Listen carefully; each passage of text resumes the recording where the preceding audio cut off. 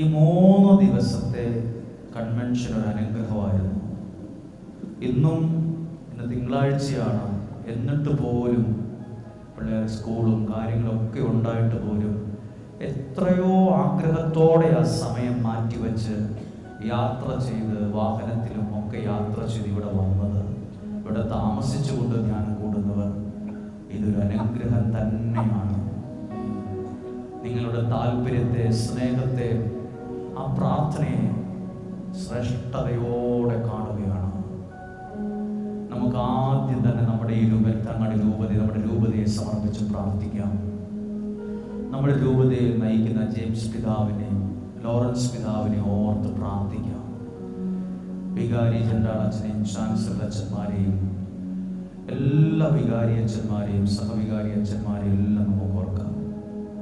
അതോടൊപ്പം ഇവിടെ ആയിരിക്കുന്ന എല്ലാ സന്യാസ ഭവനങ്ങളിൽ നിന്ന് വന്നിട്ടുള്ള എൻ്റെ തന്നെ സഭയിൽ ഉള്ള CST ആശ്രമത്തിൽ നിന്നും വന്നിട്ടുള്ളവർ, OCD സഭയിൽ നിന്ന്, CMI സഭയിൽ നിന്ന്, ക്ലരീഷ്യൻ സഭയിൽ നിന്ന്, അതുപോലെ തന്നെ സിസ്റ്റേഴ്സിൻ്റെ എല്ലാ സഭകളിൽ നിന്ന് വന്നിട്ടുള്ളവരെ ഞങ്ങൾ ഓർക്കുകയാണ്. നമ്മുടെ രൂപതയെ മുഴുവൻ ഓർക്കുമ്പോൾ രൂപതയിലെ എല്ലാ ഇടവകകളെയും കുടുംബങ്ങളെയും ഞങ്ങൾ ഓർക്കുന്നു. എല്ലാ യുവതി യുവാക്കൾ, കുഞ്ഞുങ്ങൾ, മാതാപിതാക്കൾ, രോഗികളായിട്ടുള്ളവർ, പലതരത്തിൽ സാമ്പത്തിക തകർച്ച അനുഭവിക്കുന്നവർ, വിശ്വാസത്തിൽ നിന്ന് അകന്നു നിൽക്കുന്നവർ, പള്ളിയിൽ വരാതെ മാറി നിൽക്കുന്നവർ, ധ്യാനത്തിൽ നിന്ന് മാറി നിന്നവർ, ഇതിനെ വിമർശിക്കുന്നവർ, എല്ലാവരെയും നമ്മൾ സ്നേഹത്തോടെ ഒന്ന് ചേർത്ത് പിടിക്കാം. ഒരാളെ പോലും മാറ്റി നിർത്താതെ. ഇതൊരു അനുഗ്രഹമാണ്. ഇത്രയും ജനം ഇവിടെ വന്ന് നിൽക്കുന്നത് ഒരു വലിയ ദൈവപ്രവൃത്തിക്ക് കാരണമാകും. ഇത് തന്നെ വലിയൊരു കൂട്ടായ്മയാണ്, ഇതൊരു ശക്തിയാണ്, ഇതൊരു ഐക്യമാണ്, ഇതൊരു അനുഗ്രഹമാണ്. ഇങ്ങനെയൊക്കെ വരുന്ന പ്രാർത്ഥിക്കണമെങ്കിൽ തന്നെ ഒരു കമ്മിറ്റ്മെന്റ് വേണം, ഒരു സമർപ്പണം വേണം. നമുക്കെല്ലാം ഓർക്കാം. ഈ അൾത്താരയിലേക്ക് നോക്കിക്കേ, നമ്മുടെ പ്രിയപ്പെട്ട വൈദികരെല്ലാം ഒരു മനസ്സോടെ ഇവിടെ നിൽക്കുന്നത്, നിങ്ങൾക്ക് വേണ്ടി പ്രാർത്ഥിക്കുക. അത് തന്നെ ഒരു ചൈതന്യമാണ്. ഇവരുടെ അനുഗ്രഹം ഒരു അനുഗ്രഹം തന്നെയാണ്. അനുഗ്രഹമായി മാറുന്ന ഒരു കാര്യമായത് മാറും. എല്ലാവരെയും ഓർത്ത് പ്രാർത്ഥിക്കുമ്പോൾ ഇന്ന് കേട്ട വചനം ഓർത്തെ, കൂനുള്ള ഒരു സ്ത്രീയെ അവിടെ എങ്ങാണ്ട് ആ സിനഗോഗിൽ ഇന്ന് പോയിക്കോളുമായിരുന്നു. അങ്ങനെയൊന്നും അല്ല യേശു ചെയ്തത്. അവളെ യേശു കണ്ടു, അടുത്തേക്ക് വിളിച്ച് സൗഖ്യം കൊടുത്ത് എല്ലാവരുടെ മുമ്പിലും മാനിച്ച് അഭിമാനത്തോടെ നിർത്തി. ഇതേ ദൈവം ഇന്നും ജീവിക്കുന്നുണ്ട്. പ്രിയപ്പെട്ടവരെ, ഒരു നിമിഷം, നാളെ കൺവെൻഷന്റെ സമാപന ദിവസമാണ്. നാളെ എല്ലാ യുവതി യുവാക്കൾ, കുഞ്ഞുങ്ങളെ ഒക്കെ കൊണ്ടുവരണം. അവർക്ക് വേണ്ടി പ്രാർത്ഥിക്കുന്ന, വചനം പറയുന്ന ഒരു ദിവസമാണ് സമാപന ദിവസം. എല്ലാം വെഞ്ചരിച്ച് പ്രാർത്ഥിക്കുന്ന ദിവസം. ഇന്ന് ഈ 2-3 ദിവസത്തേക്കാൾ കൂടുതൽ ആരാധന നാളെ ദിവസം ഉണ്ടാകും. എല്ലാവർക്കും വേണ്ടി പ്രാർത്ഥിക്കും. വെഞ്ചരിക്കാനുള്ളതൊക്കെ കൊണ്ടുവരണം. അനുഗ്രഹീതമായ, മനസ്സിൽ നിന്നും മായാത്ത വിധത്തിൽ ഒരു അനുഗ്രഹം ലഭിക്കത്തക്ക വിധമുള്ള ഒരു ദിവികാരുണ്യ പ്രദക്ഷിണം ഇവിടെ നടക്കും. അതൊക്കെ ഈ അനുഗ്രഹമായി മാറും. രണ്ട് കരങ്ങളെ നമുക്ക് ഉയർത്താം. ഇവിടെ എഴുതിയിട്ടിരിക്കുന്ന എല്ലാ പ്രാർത്ഥനാ നിയോഗങ്ങൾക്ക് വേണ്ടിയാ ഞങ്ങൾ കരം ഉയർത്തുന്നത്. ഇവിടെയുള്ള രോഗികൾ സൗഖ്യമാകണം, നിങ്ങളുടെ കുടുംബങ്ങൾ അനുഗ്രഹം പ്രാപിക്കണം, നിങ്ങളുടെ കുടുംബത്തിൽ വിശ്വാസം വർദ്ധിച്ചു വരണം, ദൈവത്തോടുള്ള സ്നേഹം വർദ്ധിക്കണം, ആരാധനയുടെ ഒരു തലമുറ എഴുന്നേറ്റ് വരണം, പ്രാർത്ഥനയുടെ ഒരു തലമുറ എഴുന്നേറ്റ് വരണം. മാതാപിതാക്കളെ, നമുക്കെല്ലാം ചെയ്യാൻ കുറെ കാര്യങ്ങളുണ്ട്. അനുഗ്രഹമുള്ള പ്രാർത്ഥനയുള്ള ദൈവഭയമുള്ള ഒരു തലമുറയെ നമ്മൾ എഴുന്നേൽപ്പിക്കേണ്ടത് നമ്മുടെ കടമയാണ്.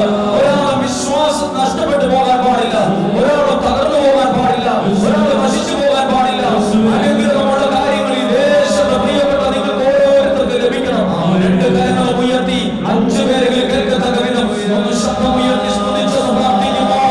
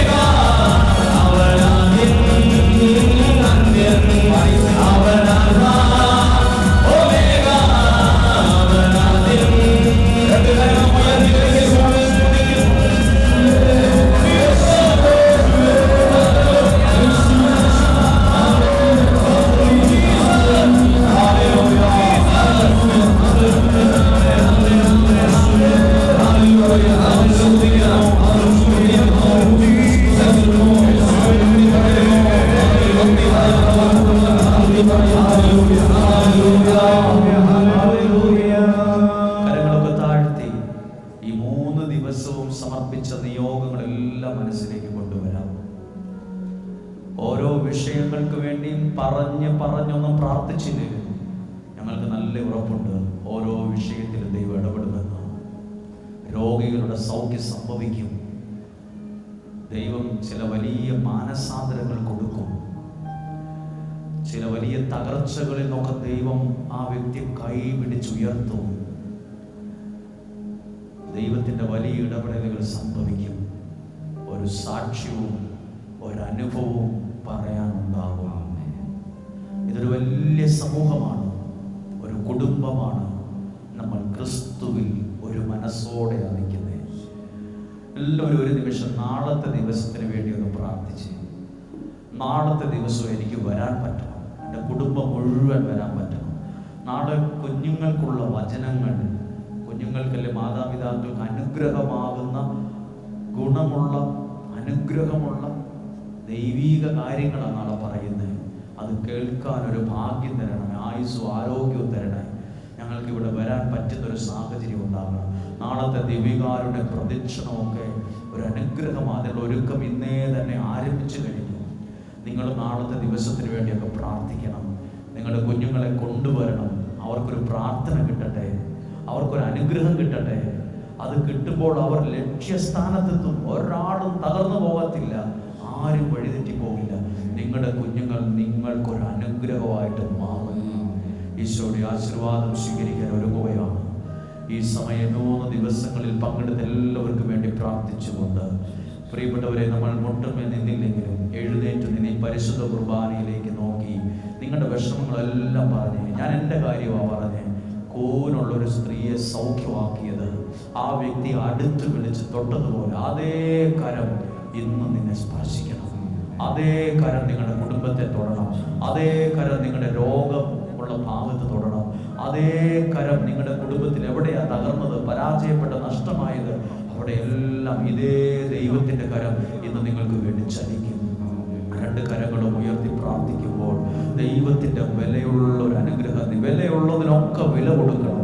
എനിക്കറിയാം, വില കൊടുത്താൽ ഇവിടെ ഓരോരുത്തരും വന്ന്, എത്ര ദൂരെ നിന്ന് വന്നവരുണ്ട്, ഇവിടെ താമസിക്കുന്നവരുണ്ട്, ഓരോ വൈദികരും സിസ്റ്റേഴ്സും കുടുംബനാഥന്മാരും അമ്മമാരും അപ്പച്ചന്മാരും യുവതി യുവാക്കളും ഒക്കെ വന്നത് എത്രയോ ദൂരത്തിൽ നിന്ന് വന്നവരുണ്ട്. യാത്ര ചെയ്ത്, മണിക്കൂറുകൾ യാത്ര ചെയ്ത് തിരിച്ചു പോകാൻ വാഹന സൗകര്യങ്ങളൊന്നും ഇല്ലാത്തതുകൊണ്ട് വേറെ പലരോട് ഞങ്ങളെ കൂടെ വണ്ടിയെ കയറ്റുമോ എന്നൊക്കെ ചോദിച്ച് വന്നവരുണ്ട്. 2 കരങ്ങളെ ഉയർത്തി ഈ നിമിഷം പരിശുദ്ധ കുർബാന എടുത്ത് ഉയർത്തി ആശീർവദിച്ച് പ്രാർത്ഥിക്കുമ്പോൾ മടുപ്പ് കൂടാതെ ഒരു 5 പേരെങ്കിലും കേൾക്കുന്ന എല്ലാവരും ഒന്ന് സ്തുതിച്ച് പ്രാർത്ഥിച്ചേ.